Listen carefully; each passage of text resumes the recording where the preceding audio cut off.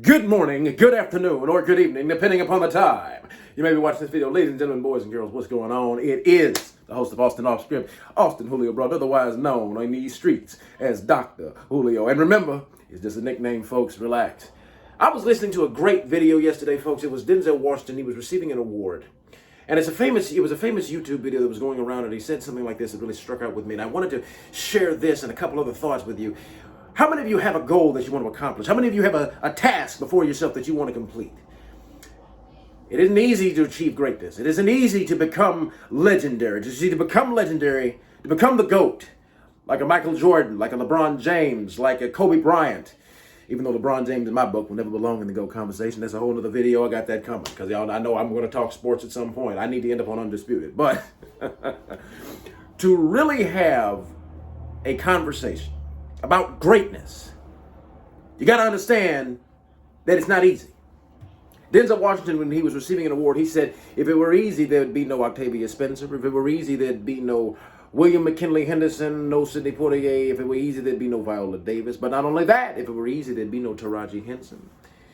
There would be no Denzel Washington if it were easy. So, fall down 7 times, get up 8.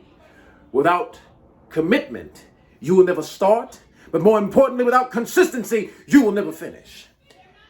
And he closed his speech and he said, see you work. And then when I heard that, I immediately went and thought about something I'd heard several years ago from the man Les Brown, the motivator, the man known nationally, I guess, and internationally, if you will, as a motivator. And he gave a closing statement that means a lot to me. I listen to it at least once or twice a day.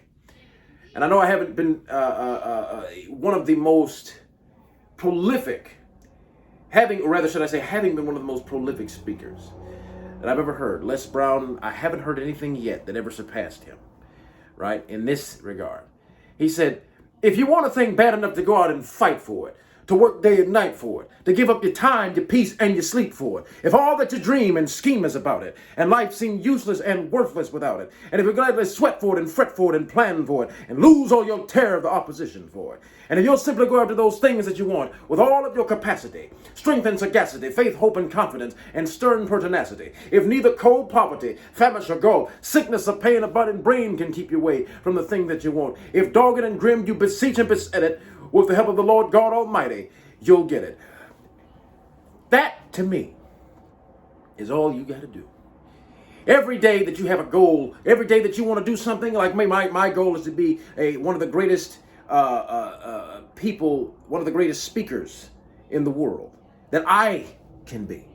Understand that your greatest competition is the person in the mirror. When you wake up in the morning and you look at yourself, when you're brushing your teeth, when you're washing your face, when you're putting on your clothes, understand you are then clothing greatness.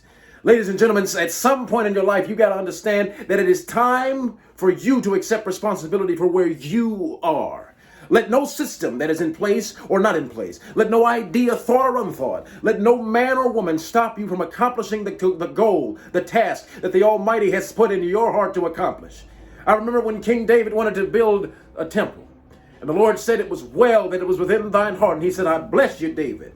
You may not be able to finish the temple, but I'm going to bless you because it's within your heart. Sometimes what you need is the desire to change your life, the desire to change the world, the desire to change the world of others, and then the Almighty will put you in position to where you need to exercise those skills and where you'll have the ability to do so. This little bit of motivation I wanted to leave with you folks because sometimes I know it gets hard. Sometimes even I know I get discouraged. And sometimes I'll tell you, I find it difficult. How do you keep going when you see all the things going on in the world around you? How do you keep going when you see your friends and family members and others suffering? I'll tell you, folks. You got to remember an old little hymn, whether you're religious or not. There's an old hymn I love. It goes back to centuries ago. Jeremiah raised a question. He said, is there no balm in Gilead? Is there no physician there? He saw all too often the good people suffering and the evil people prospering. And as Martin King said, centuries later, our slave foreparents came along, and they too saw the injustices of life. But then they were able to do something beautiful. They had nothing to look forward to morning after morning, if you will, but the rawhide whip of the overseer and the long rows of cotton in the sizzling heat. But then they did an amazing thing. They took Jeremiah's question mark and they straightened it out into an exclamation point. They were able to sing with new meaning. There is a balm in Gilead to make the wounded whole. There's a balm in Gilead to heal the sin-sick soul. There's another stanza in that song that I love so well. Sometimes I feel discouraged. Sometimes I feel discouraged, I feel my works in vain, but then the Spirit of the Lord God Almighty revives my soul again. There is a balm in Gilead to make the wounded whole. There's a balm in Gilead to heal the sin-sick soul. Ladies and gentlemen, if you want to get something done, you got to do it yourself. But understand this.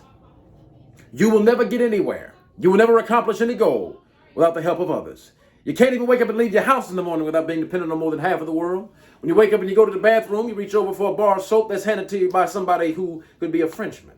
You reach over for a towel that's handed to you by a Turkish person. After you get dressed, you go downstairs and decide you want to drink some coffee. Don't you know a South American is pouring those coffee beans into your cup? Or maybe even if you prefer a little tea, don't you discover that that's poured in your cup by the hands of the Chinese? Or maybe even if you want to drink some hot chocolate, that's poured in your cup by the hands of a West African. Before you've even finished reaching your starting point, before you finished your breakfast in the morning, you're dependent upon more than half of the world. Don't ever forget that lesson. Don't ever forget that fact that it takes work to be great and it takes help to be great. So as you find yourself on your climbing your own personal ladder of success, be sure to look back behind you for those who are working towards the goal and extend a helping hand. Take this with you, use it, ingest it, and share it. If you like this video, folks, comment on it, like away, subscribe. I'm going to post this on Instagram as well as YouTube. Follow me on Instagram at the Dr. Julio. Follow me on Clubhouse at Dr. Julio, folks. This is going to be something I want to share with all of you. I love you all. Take care. There's more content coming. Beware.